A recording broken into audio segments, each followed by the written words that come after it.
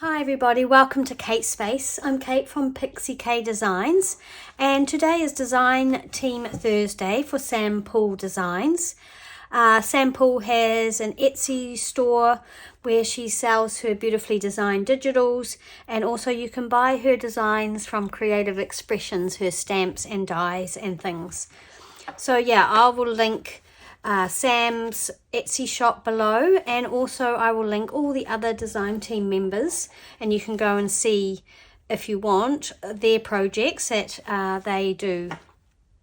And so every Thursday there's a project that comes up by one of the members.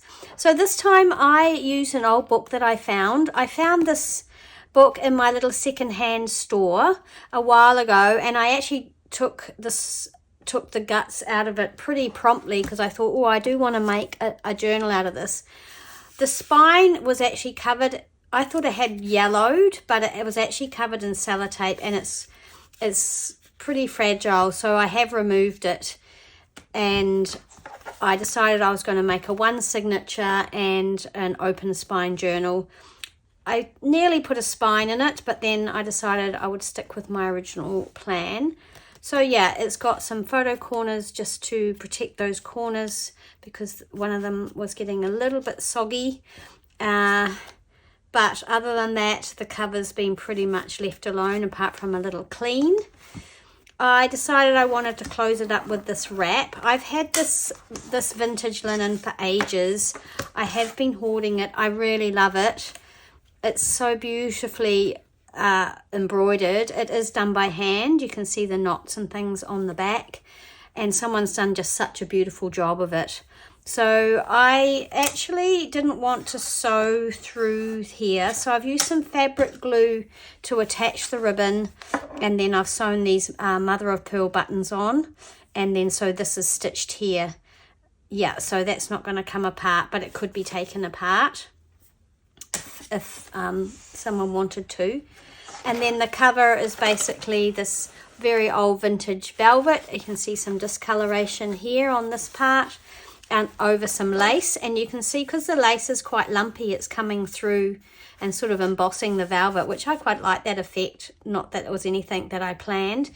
And then seam binding holds it in, the pages in, and then I had this little old sort of almost brass looking bee thing.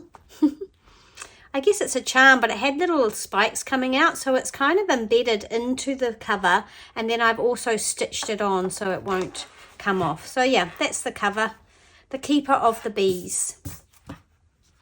I've used a digital to line the front cover, and then there's this lace also holding the two covers together, so there's quite a lot holding it together, even though it's a sort of a loose floppy one signature journal. So in here is a journaling card, and this is something that I had in my stash. I don't know where I got this image from. It was actually a tag. This is some of the papers out of the book, and then there's just some coffee dyed paper on the back and a little snippet sewn on, and I've sewn around the edge. This is an old book, the Honeybees song, and the wallpaper makes the pocket snippet. And then I've just popped an old envelope in here from 1947 because I like the colour of the stamp. There's no other reason. In this lace pocket is some old ephemera, and this is they're both from New Zealand. And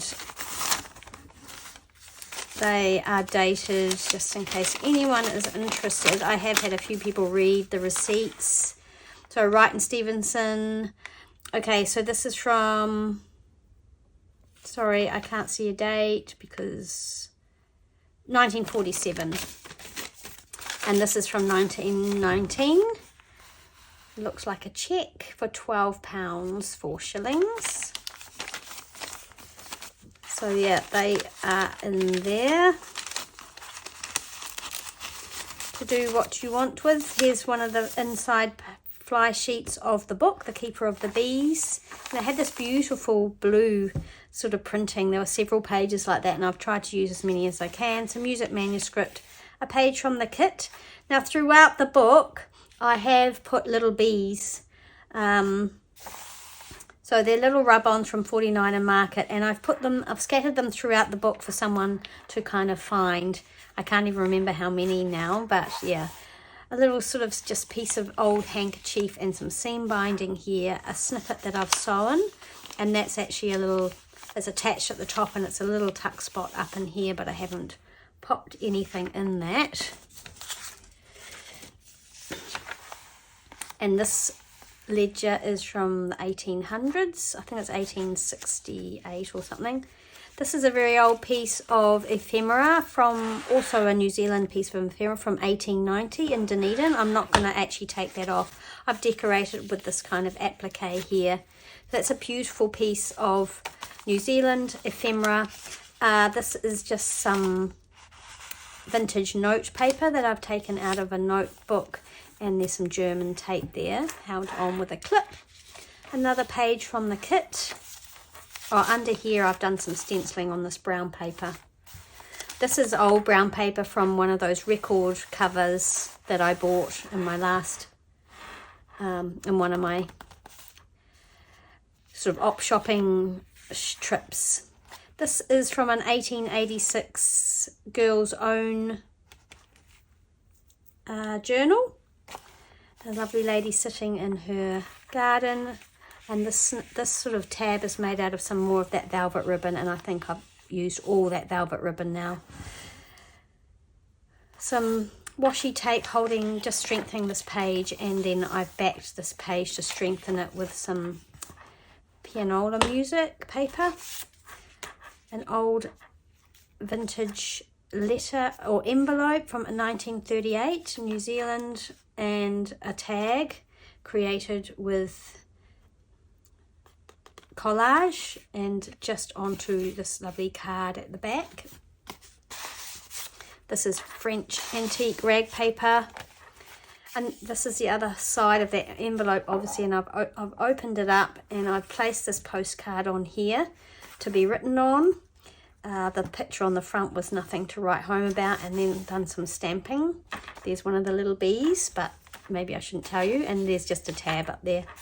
Another page from the kit.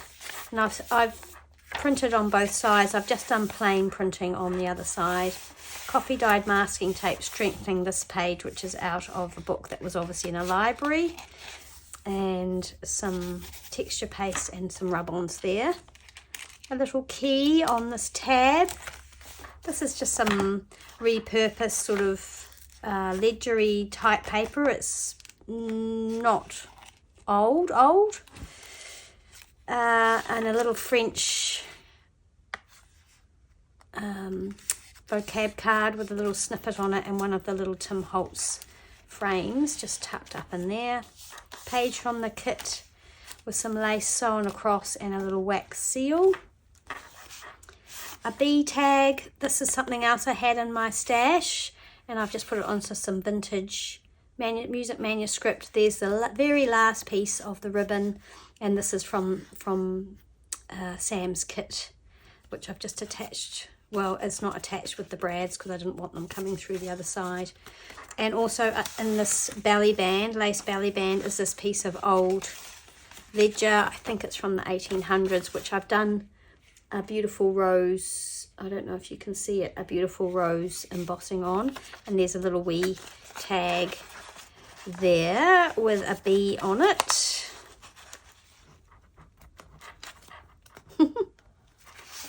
I quite like that it's a little bit tight because it means it might not slip. It won't slip out. There we go. So yeah, that's obviously a wallpaper page, and over the page I've used this tag as a pocket, and I've put this sort of little cluster on it. This is one of the pictures, or it's a cabinet card picture that I've backed onto some very old photo album card, and just one of Sam's stamps on the back. I'm not sure which kit that's from.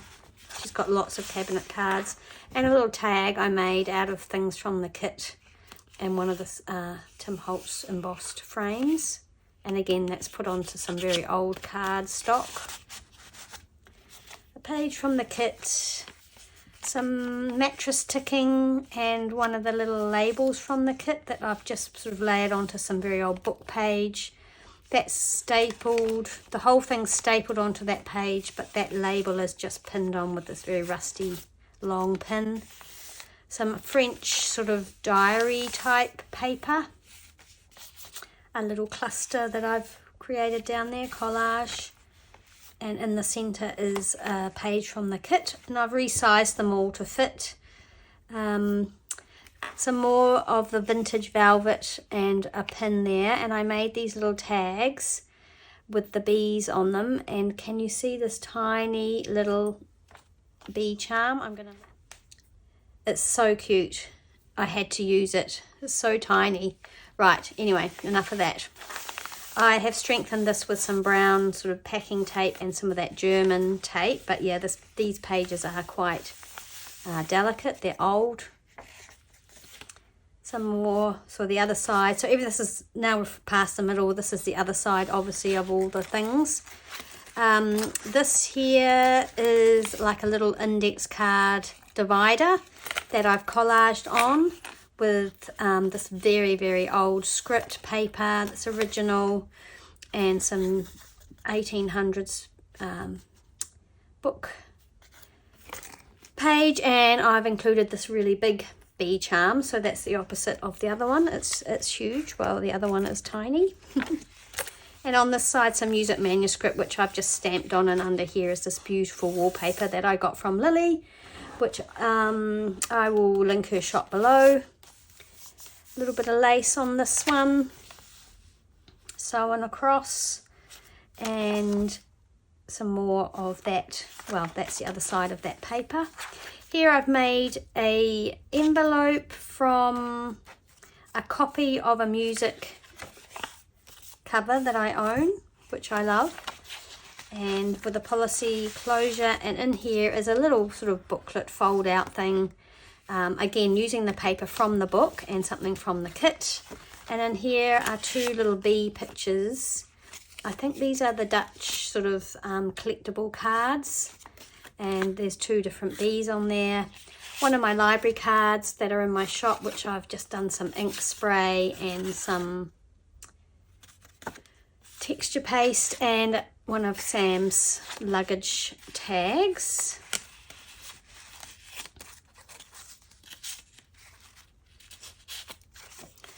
So that's tucked away in that envelope.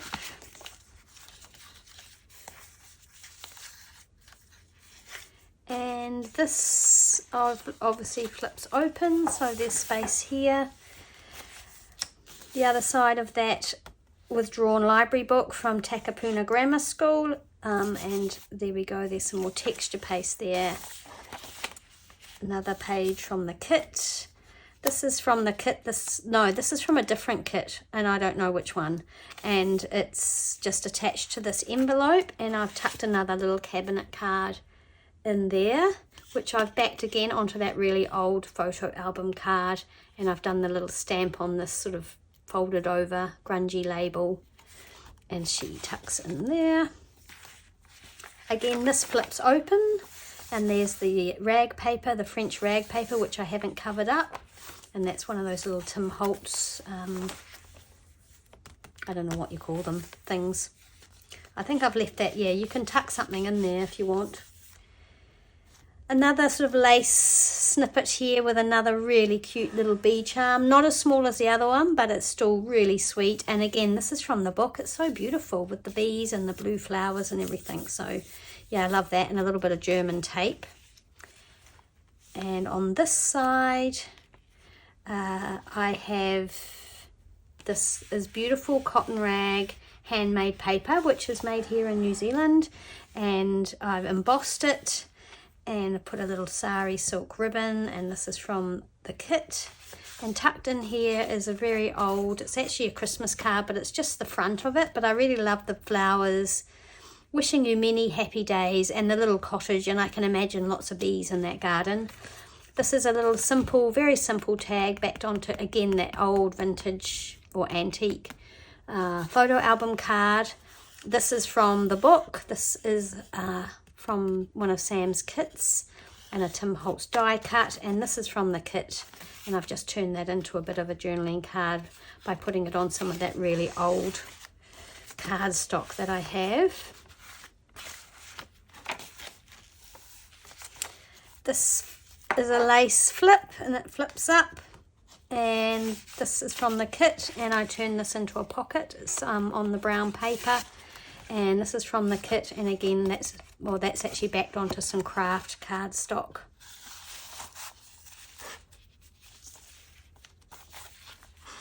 And here's the brown paper again, it's from that record cover obviously, and this is some very old wallpaper that I own, and just a sort of a French, genuine vintage French postcard, and again just with the gardens, I can imagine the bees in the summer. And this is a very old piece of New Zealand ephemera from 1890, professional services, so it's like a bill. And this is one of my checks from 1928, a New Zealand check from a dairy company, I think.